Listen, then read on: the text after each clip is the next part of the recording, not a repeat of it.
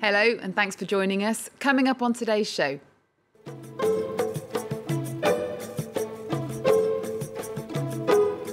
The new Yves Saint Laurent museum opens in Marrakesh, the city that inspired the French designer.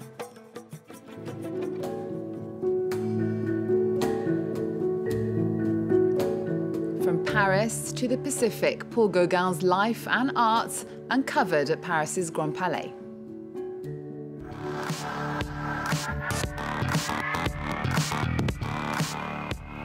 And the movie voted the best film at this year's Cannes Film Festival, The Square, hits cinema screens in Paris.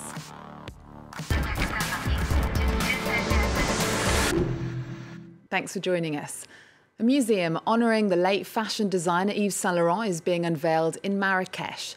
The great couturier had a villa in Morocco's Red City and was inspired by its colours and styles. Alex Jennings reports. A celebration of his work in his spiritual home. Before he first came to Morocco in the 60s, the legendary French designer Yves Saint Laurent was renowned for working in black, but that was about to change. Marrakesh soon became his second home. It was here he bought a villa with his partner Pierre Berger and took over the spectacular Majorelle garden. Quito Fierro is the garden's director. He knew the designer personally. It was here that he was inspired by many things. The colors, Moroccan clothing, everything there was to discover from strolling through the Medina. The rich crafts, the tiles. For him, Marrakesh was a revelation of color. The museum will showcase Saint Laurent's groundbreaking designs as well as photos retracing the designer's life and career. It's giving back to the Oka city that provided the designer with so much inspiration. The Moroccans discovered the influence of their culture and the importance of their heritage in the work of Yves Saint Laurent. And that is where the idea to create a museum dedicated to Yves Saint Laurent here in Marrakesh comes from. The museum is the brainchild of the designer's partner in business and life, Pierre Berger, who passed away last month.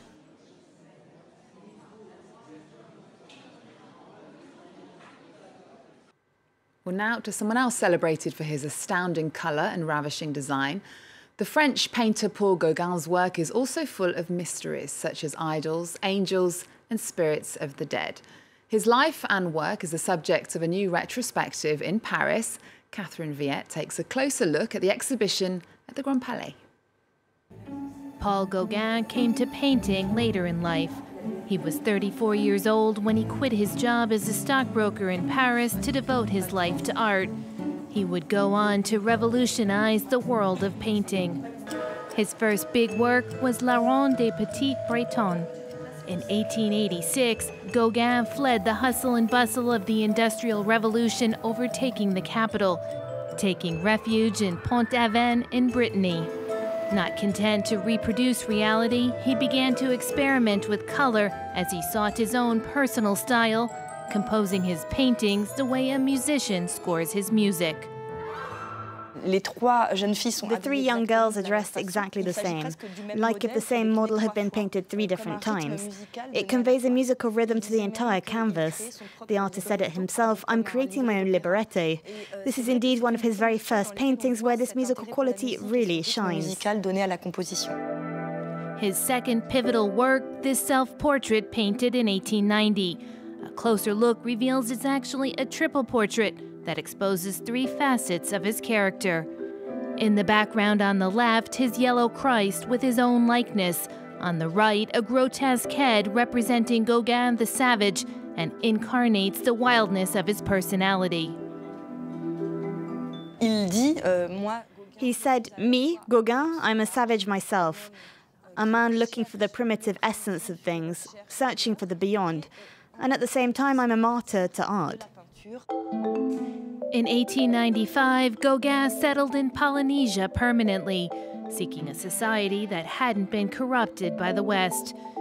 In Tahiti and Marquesas, the young women provided inspiration to Gauguin. In the painting Veramati, Gauguin depicts a young girl as the Tahitian goddess known as the mythical Eve. The white bird with the lizard in its claws represents the Tahitian symbol of the ever-recurring cycle of life.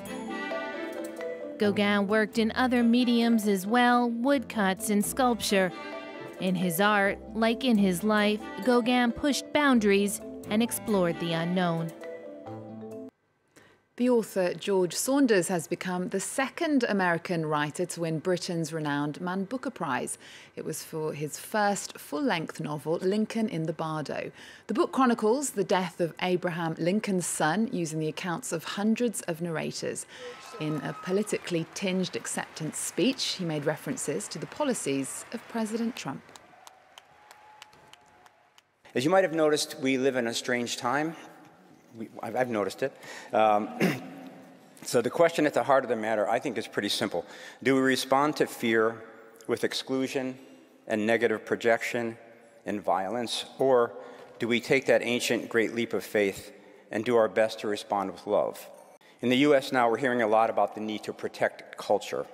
Well, this tonight is culture. It's international culture, it's compassionate culture, it's activist culture. It's a room full of believers through the word in ambiguity and beauty and in trying to see the other person's point of view, even when that's hard. We must protect culture. Well, next to the art world satire that scooped the big prize, the Palme d'Or, at Cannes this year, Ruben Östlund's The Square takes social observation to the next level. Julia Kim reports. Audacious and absurd, Swedish satire The Square takes aim at the pomposity of the modern art world and what lies beneath the facade of civilized society.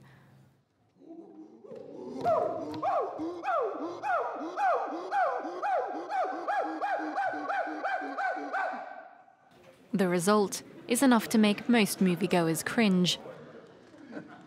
I was aiming for Cannes with the film, and I wanted it to be presented in competition. So I wanted another tuxedo-dressed audience sitting there and looking at the tuxedo-dressed audience in the movie.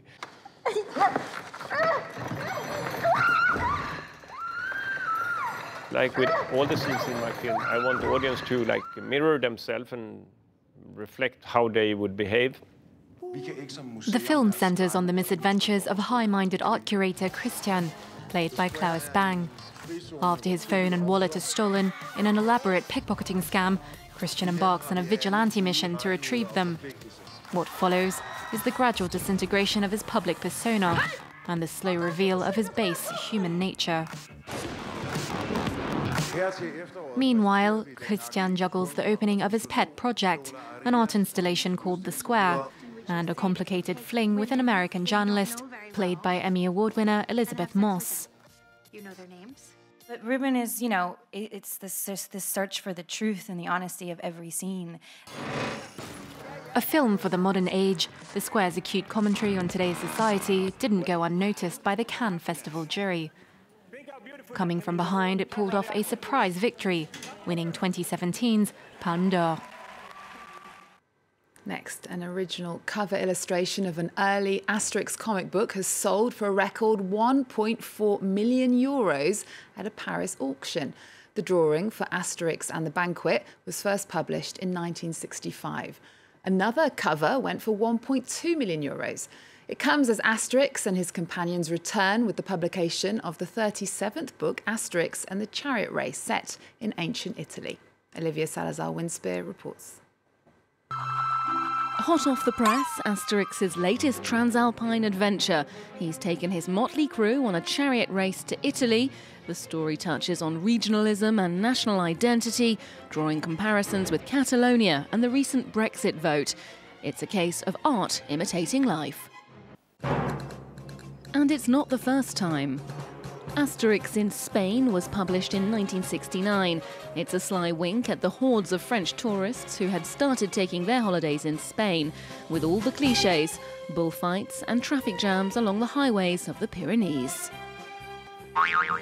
A year earlier, the Gaulish pair were at the Olympic Games, where their magic potion is stolen by the Romans, who use it as a performance enhancer. What a coincidence, the Games in Mexico that year were the first to apply drug testing to athletes. A flair for current affairs that came from writer René Goscinny. He was one of the editors-in-chief for the Pilote magazine, and in that role you do have to be plugged into what's going on in the news. The trend continued into the 1980s.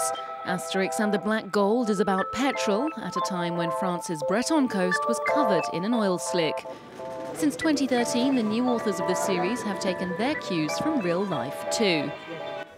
When we find things that match up with people's worries or concerns, and we tackle that with a sense of humor, I think they like that. Yes, there's also the question of being lucky, of identifying something that's in the air. And once inspiration strikes, an Asterix album takes 2 years to complete, and they shouldn't be short of ideas for the next ones, as Asterix takes his microscope to contemporary society.